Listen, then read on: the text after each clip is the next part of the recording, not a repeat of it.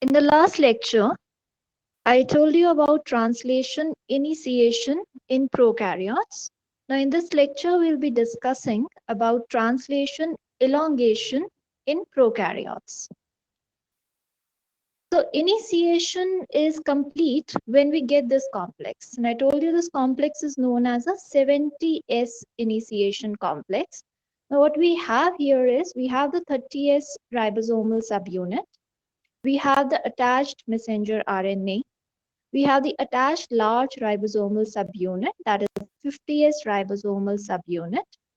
We have the initiator tRNA attached to the P site to the initiation codon. What we have free here is the amino acyl site or the A site, and we have the exit site which is free. So translation elongation begins with the formation of the 70S initiation complex. Translation elongation can be described as an elongation cycle or a reaction cycle where the amino acyl transfer RNA molecules are brought and bound to the A site of the ribosome. The amino acid present on the tRNA of the P site and the amino acid present on the tRNA of the A site then join together with the help of a peptide bond. So the second step in translation elongation is the formation of a peptide bond. Once the two amino acids are joined together with the help of peptide bond, movement takes place, and that movement is known as translocation. So there are three steps of elongation. First step is the binding of the amino acyl tRNA to the A site. Second step is formation of peptide bond by the peptidyl transferase enzyme. And third is translocation. What all do we require for the translation elongation step? We require the initiation complex, that is the 70S initiation complex in prokaryotes. We require all the charged transfer RNA, the amino acyl transfer RNA molecules to which amino acid has been attached, and they will be brought to the A site. We require elongation factors. There are three elongation factors which are required. We have EFTU, EFTS, and EFG. And we require energy, and that energy is in the form of GTP hydrolysis. This is the elongation cycle. We call it the elongation cycle. We call it the reaction cycle. We also call it the EFTU, EFTS cycle. So I'll start from here. We have a molecule of EFTU joined to a molecule of GTP that will provide the energy. And this EFTU GTP binary complex then searches for the amino acyl transfer RNA. So a ternary complex is formed. So the first step is the formation of a ternary complex which has three components: elongation factor TU, GTP, and the amino acyl transfer RNA, which has to be taken to the A site of the ribosome. So this ternary complex formation is then leading to translocation to the A site of the ribosome. So once it reaches the A site of the ribosome, it places the amino acyl transfer RNA to the A site and GTP gets hydrolyzed. So what we get is amino acyl transfer RNA attached to the A site, EFTU releasing with GDP. Now EFTU, this is an elongation factor that has to again attach to the next amino acyl transfer RNA molecule. So it again requires a molecule of GTP. So it has to exchange its GDP for another molecule of GTP. And here the second elongation factor comes in, which actually acts as a exchange factor, and that is EFTS. So EFTS now forms a complex with EFTU and GDP is released. So we have the EFTU GDP complex. EFTS exchanges GDP and attaches to the EFTU. So we have now EFTU EFTS complex which is formed. So this step is EFTU EFTS complex formation. Now this EFTS exchanges itself for a molecule of GTP.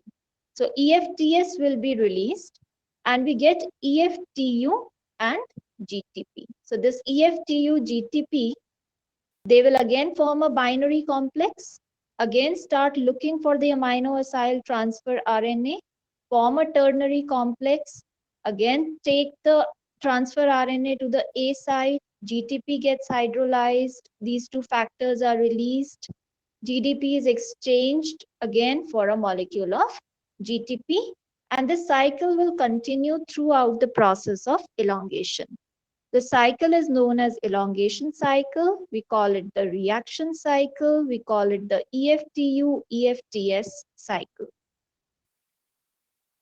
So EFTU, as I've described, is required to deliver the amino acyl transfer RNA to the A site. Energy is required, and that energy comes from hydrolysis of GTP. The released is EFTU GDP complex, which has to be regenerated. That is, EFTU GTP is required back to bind to another amino acyl transfer RNA. So for this regeneration, we require the elongation factor, that is EFTS. So it forms a complex EFTU EFTS, and this EFTU EFTS exchange cycle, EFTS displaces the GDP and get replaced itself by a molecule of GTP to again give us the complex, that is EFTU GTP complex, which binds to another amino acyl transfer RNA and delivers it to the A site of the ribosome.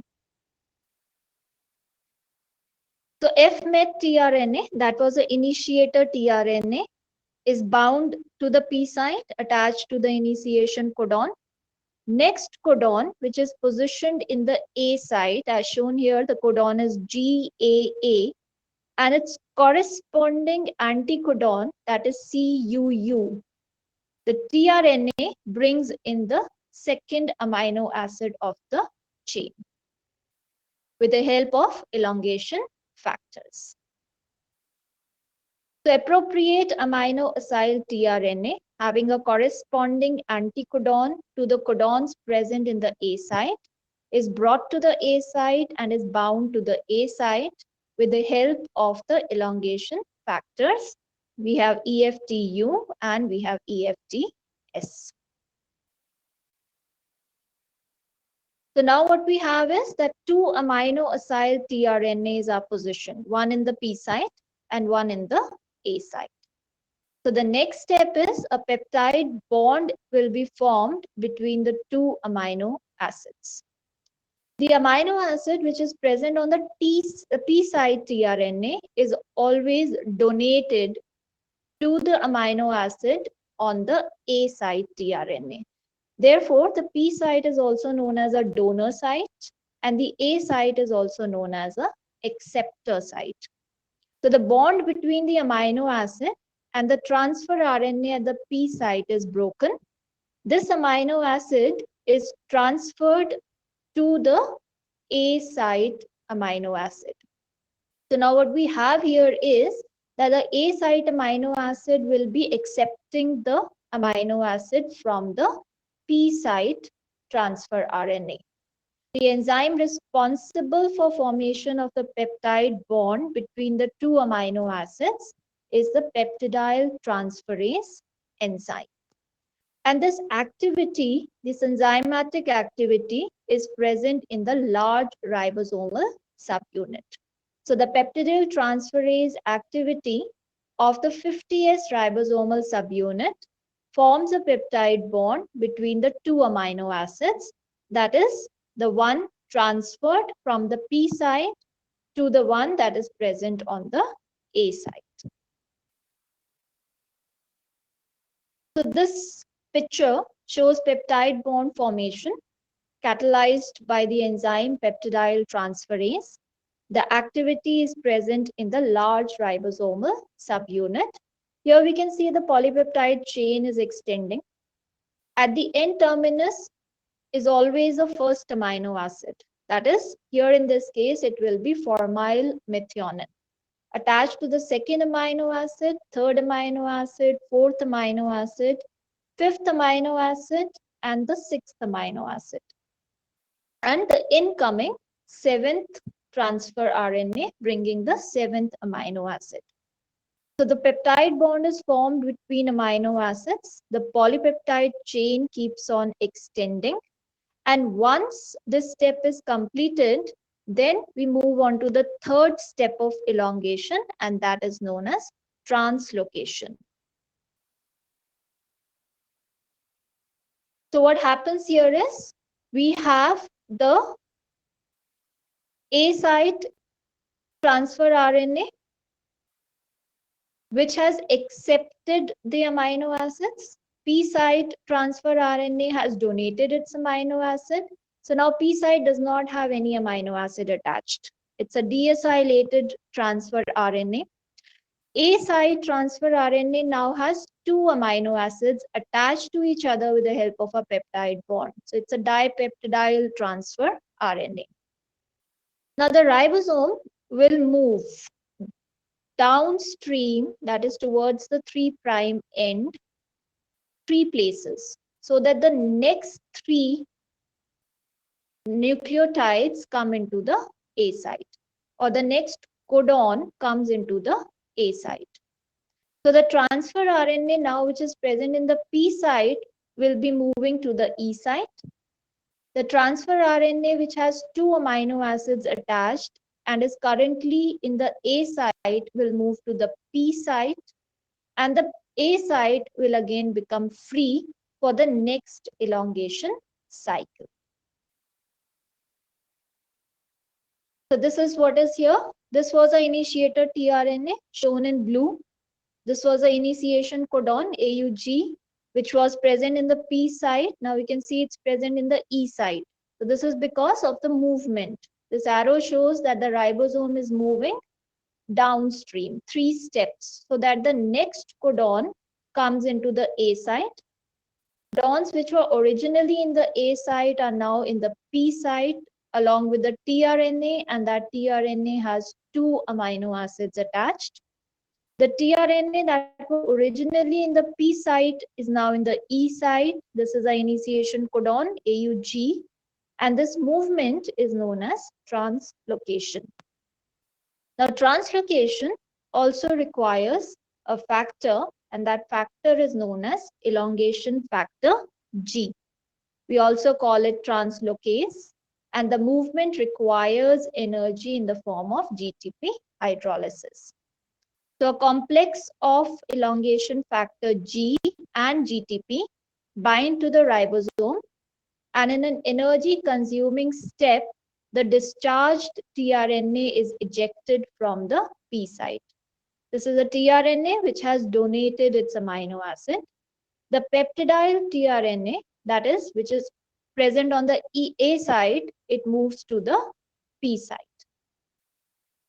GDP and the elongation factor G will be released, and new codon is now in the A site, which is again ready to accept the next transfer RNA, which is brought by the elongation factors. So this cycle will continue till any one of the stop codons reach the A site. So how to summarize the process of elongation? The first thing we had was 70S initiation complex, which had an occupied P site. The A site was empty. In the A site, amino acyl transfer RNA is brought, with the help of elongation factors, and energy is required, followed by the formation of a peptide bond. The peptide bond is formed, catalyzed by the enzyme peptidyl transferase. The P site transfer RNA, which has donated its amino acid, has no amino acid now. The A site tRNA, which has accepted the amino acid, has got 2 amino acids now, followed by translocation, where ribosome moves down on the messenger RNA. The transfer RNA, originally that was on the P site, now you can see it's on the E site, from where it will exit. The transfer RNA, which was originally on the A site, is now on the P site with both its amino acid. And as we can see on the N terminus, it's always the first amino acid. That is formylmethionine in case of bacteria. A site again is now free with its codon, and its corresponding transfer RNA will be brought here and will be attached to the A site. This is how elongation is taking place. It keeps on going till any one of the 3 stop codons reach the A site. So till then, the elongation cycle will go on.